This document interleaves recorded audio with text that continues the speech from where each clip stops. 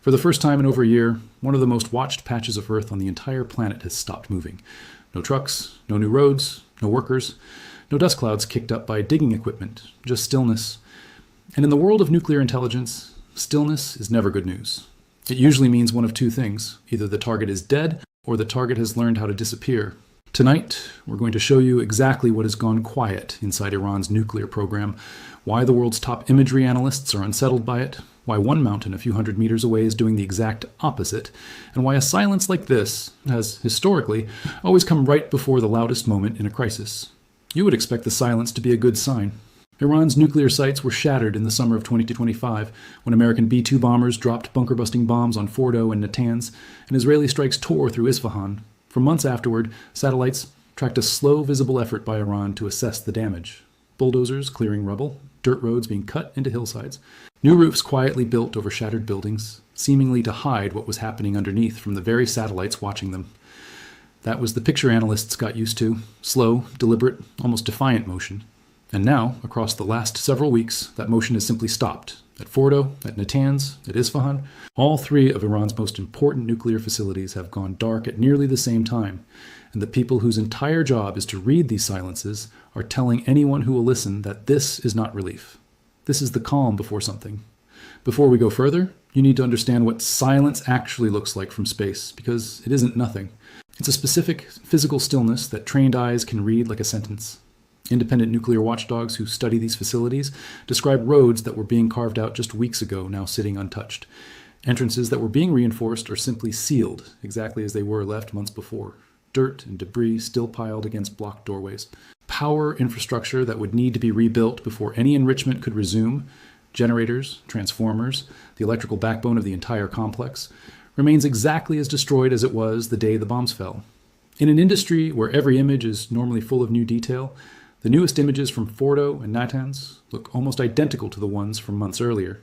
One analyst who has spent years staring at these exact coordinates described the feeling simply as unsettling. Not because nothing is happening, because for the first time, nobody can tell you why. Picture it from the analyst's chair for a moment. Every morning, a fresh batch of satellite photographs lands on the desk. For over a year, those photographs told a story, frame by frame. A crater slowly filled, a road slowly extended, a roof slowly assembled, plank by plank, panel by panel. Progress, in one direction or another, every single day. And then one morning, the photographs stop changing. The same crater, the same road, the same sealed entrance, day after day. When the story stops writing itself in front of you, the only thing left to do is ask who's holding the pen now and why they suddenly decided to put it down. Let's start with the site that terrifies military planners the most: Fordow. Built nearly 300 feet inside a mountain outside the holy city of Qom, Fordow was designed from the very beginning to survive exactly the kind of attack it eventually received. When American B-2 stealth bombers finally struck it with massive ordnance penetrators in June of last year, it marked the first time those weapons had ever been used in combat. For months after, satellite images showed a strange kind of activity around the site. Not repair, not rebuilding, but excavation. Dump trucks, bulldozers, new dirt roads snaking around the mountain. Analysts believed Iran was trying to stabilize collapsing tunnels and fill in the massive craters left by the strikes, possibly to prevent the whole underground complex from caving in on itself. That activity has now gone quiet. No new construction, no new digging. The access points remain sealed exactly where they were left. If you were hoping that meant Iran was giving up on Fordow, you're about to feel very different. Now travel about 135 miles south of Tehran, to Natanz, once the beating heart of Iran's uranium enrichment program.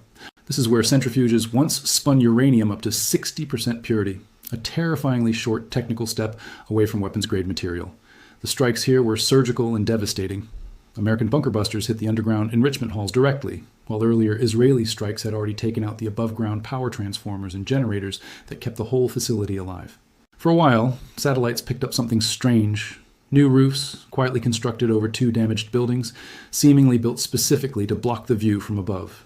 One nuclear policy analyst who studies Iran for a Washington-based research foundation said at the time that the roofs were almost certainly an attempt to assess whether stockpiles of enriched uranium had survived the bombing, without letting the United States or Israel see what they found. That roofing activity has now also stopped. The electrical systems needed to restart enrichment remain destroyed.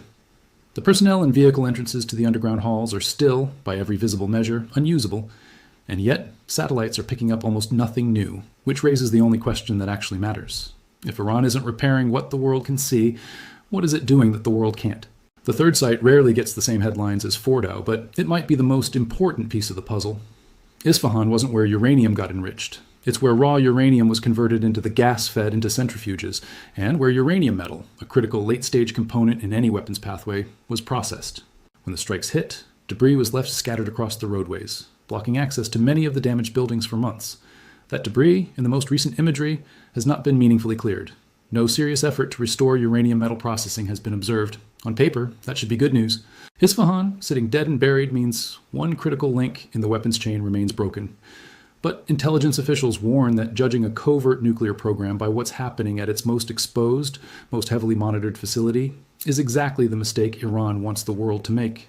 Because here is where the story stops being about silence and starts being about something far more calculated. A few hundred meters south of the Natanz perimeter fence sits a place that has earned its own nickname among analysts, Pickaxe Mountain. Officially, it's known as Kuh-e Kolang Gaz. Unofficially, it's believed to be the site of an entirely new underground nuclear facility, one that Iran began quietly digging into years before the strikes ever happened. And while Fordow and Natanz have gone still, Pickaxe Mountain has not. Recent satellite imagery shows continued vehicle activity along the roads, leading to a set of tunnel portals cut into the western face of the mountain. Construction appears to be ongoing inside the complex. Tunnel entrances are being hardened. This is the detail that has quietly terrified Western nuclear watchdogs more than almost anything else to come out of Iran in the past year. It suggests that while the world's cameras are fixated on the ruins of Fordow and Natanz, Iran may already be building the next version of both, somewhere it believes no bunker buster can reach. Think about what that actually means strategically. Iran isn't hiding its nuclear ambitions by shutting everything down. It's hiding them in plain sight by letting the world stare at two dead facilities, while a third one, deliberately built deeper and better protected, grows quietly next door.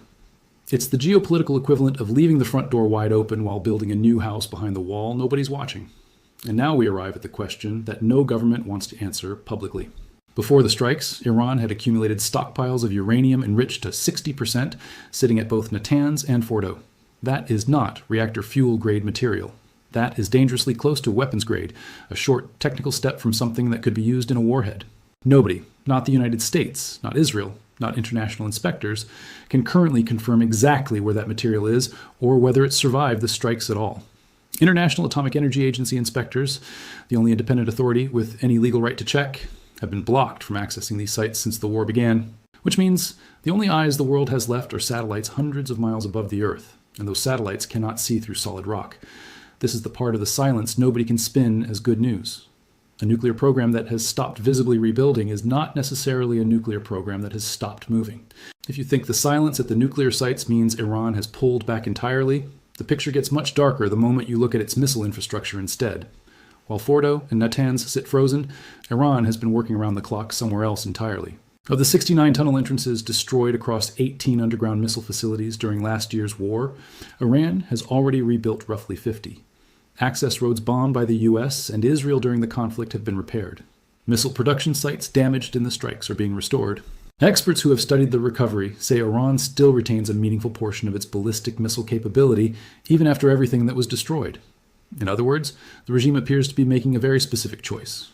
Quietly stand down the part of the program the entire world is watching through satellites and quietly rebuild the part that can be moved, hidden, and launched. Let's put the scale of this in front of you plainly, because the numbers alone tell a story most headlines don't capture.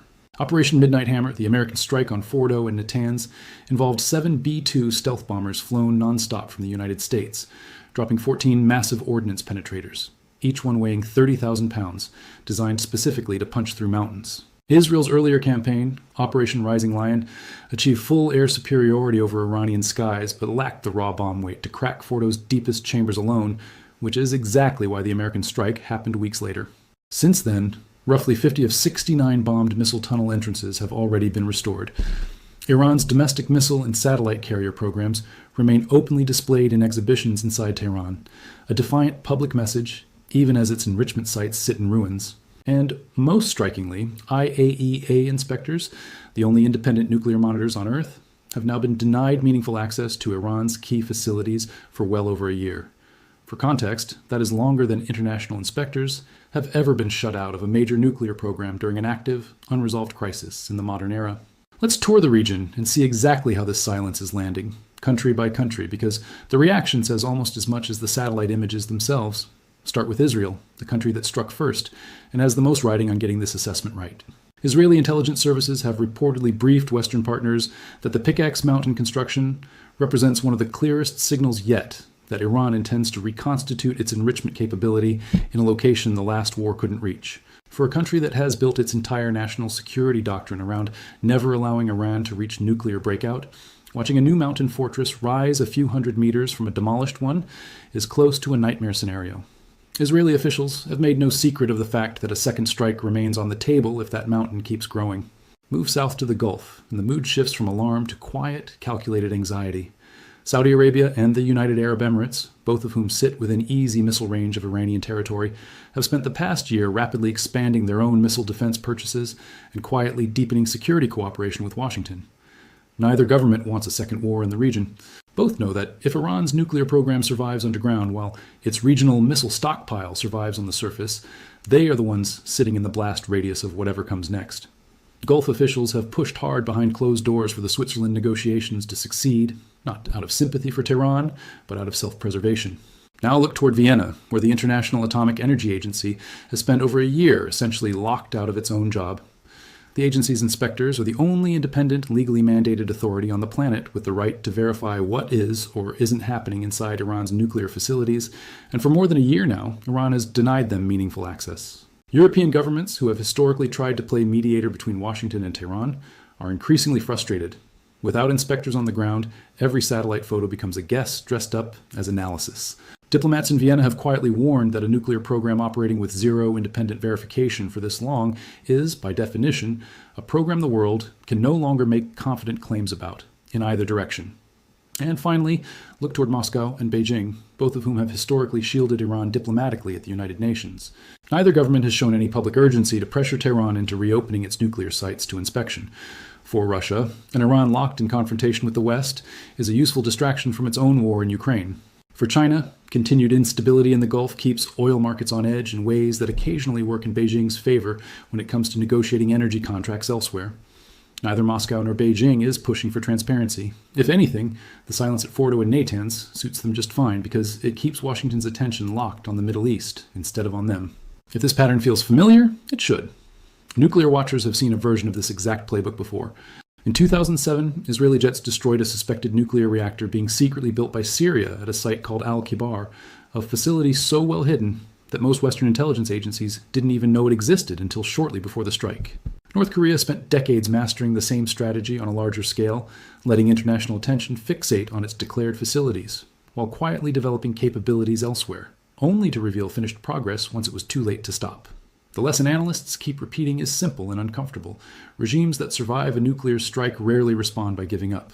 They respond by getting better at hiding. Now, it would be irresponsible not to give you the other side of this, because not every analyst reads the silence the same way. Some nuclear policy experts argue that the stillness at Fordow and Natanz may simply reflect the sheer scale of the damage. These are facilities where the electrical grid, the personnel access points, and the internal support structure were all destroyed almost simultaneously. Under that theory, Iran isn't hiding anything, it's stuck. Rebuilding an underground enrichment hall buried beneath a mountain isn't like repairing a building. It requires equipment, expertise, and stable political will, all three of which Iran's government is currently short on, given the economic pressure and domestic unrest happening inside the country at the same time. Diplomatic talks have also resumed. Representatives from the United States, Iran, Pakistan, and Qatar met earlier this year in Switzerland to discuss the framework for a new agreement. And part of any serious negotiation requires exactly the kind of restraint we're seeing at these two sites.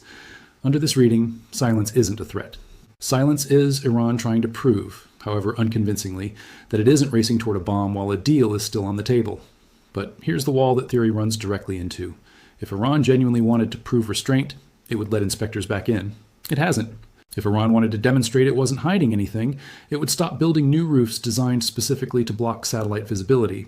And it would stop digging new tunnel entrances into Pickaxe Mountain. It hasn't done either.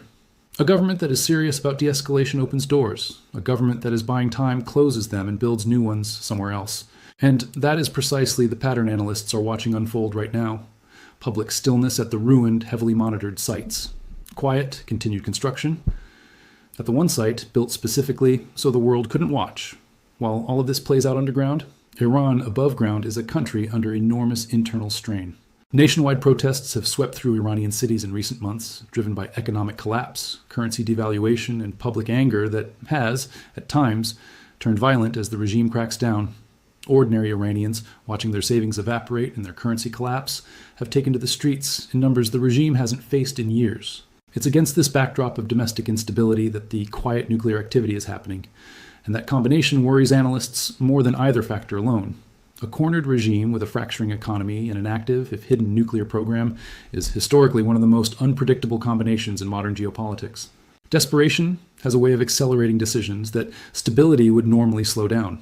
Regimes that feel their grip on power slipping domestically have, throughout history, occasionally reached for external crises to unify a fracturing population.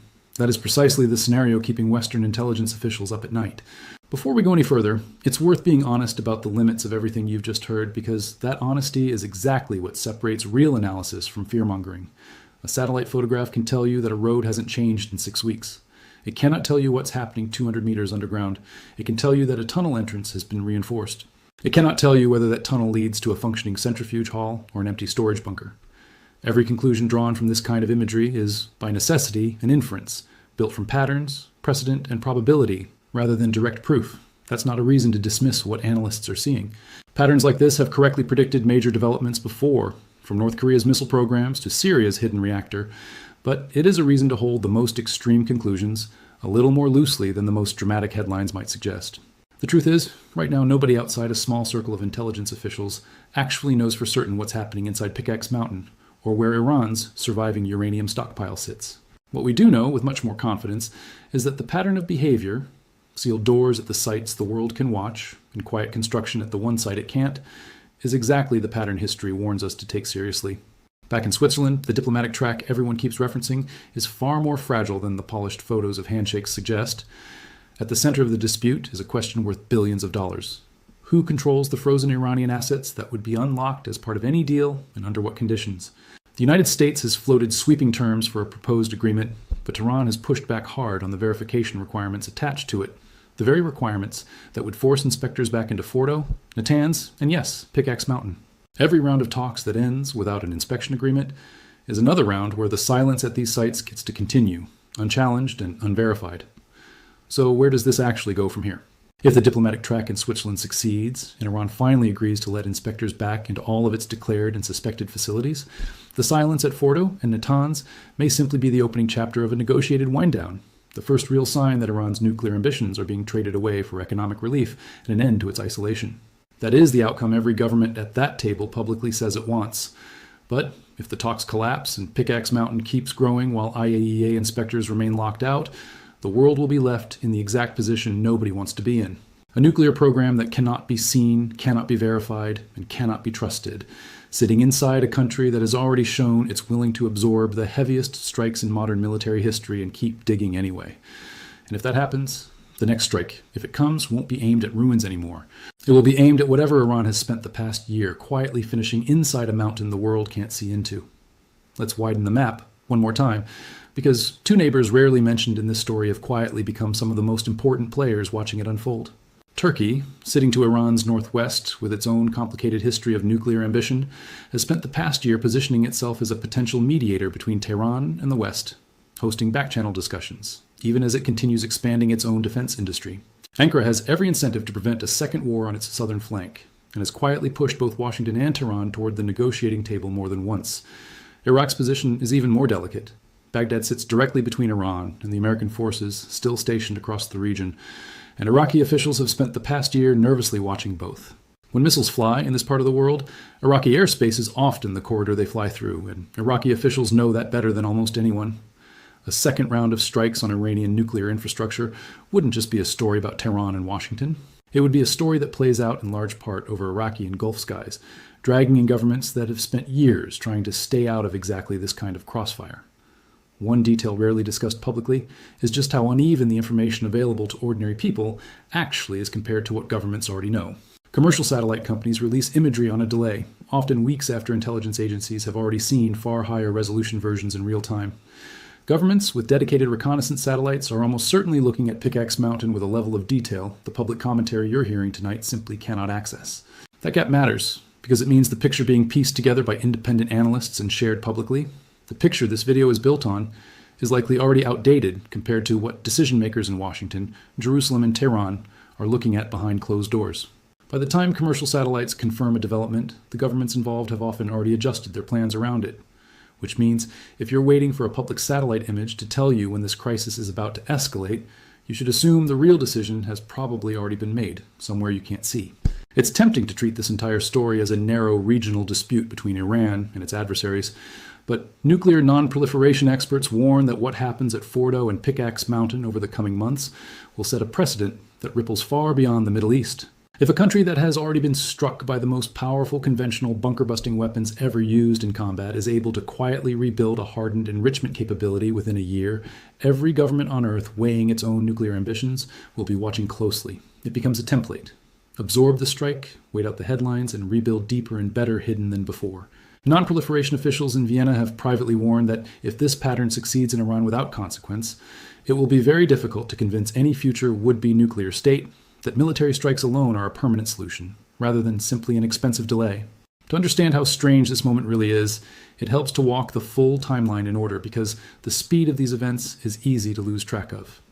In mid-June of 2025, Israel launched Operation Rising Lion, opening with strikes on Iranian nuclear facilities and the scientists who ran them achieving near-total air superiority within days. That same week, the International Atomic Energy Agency had already formally concluded that Iran was in breach of its non-proliferation obligations, a finding that gave the strikes a legal and diplomatic backdrop most military operations never get. Just over a week later, with Israeli jets unable to punch through Fordow's mountain shielding alone, 7 American B-2 bombers flew a non-stop mission from the United States and dropped 14 bunker-busting bombs across Fordow and Natanz in what the Pentagon called Operation Midnight Hammer, the largest B-2 operational strike in American history. Within days, Iran publicly claimed to have sunk a U.S. carrier in retaliation, a claim that independent verification quickly dismantled. By the end of that summer, satellite images showed the first signs of Iranian recovery work, dirt roads and bulldozers circling Fordow, careful and deliberate. By winter, new roofs had appeared over damaged buildings at Natanz and Isfahan, seemingly built to block observation rather than restore function. By this year, diplomats were sitting across a table in Switzerland while, a few hundred meters from Natanz's ruins, trucks kept climbing the roads toward Pickaxe Mountain. Now, in the span of just a few weeks, the visible activity at the 2 most damaged sites has gone completely still. That is the full arc, laid out plainly. And it is the kind of arc that rarely ends on a quiet note. It's easy to talk about tunnel entrances and satellite passes, and forget that this entire situation is unfolding over the heads of real people who live and work in the shadow of these facilities. Communities near Natanz and Fordow have spent the past year living beside bombed-out infrastructure, unsure whether the ground beneath them is stable, unsure whether the air is safe, unsure whether their region is about to become a target again. Iranian state media rarely acknowledges any of this directly, preferring instead to broadcast footage of missile displays and defiant statements from military officials. But independent journalists and diaspora reporting networks have described a quieter, more exhausted mood inside the country. A population caught between a government determined to project strength abroad and an economy that can barely feed that same defiance at home.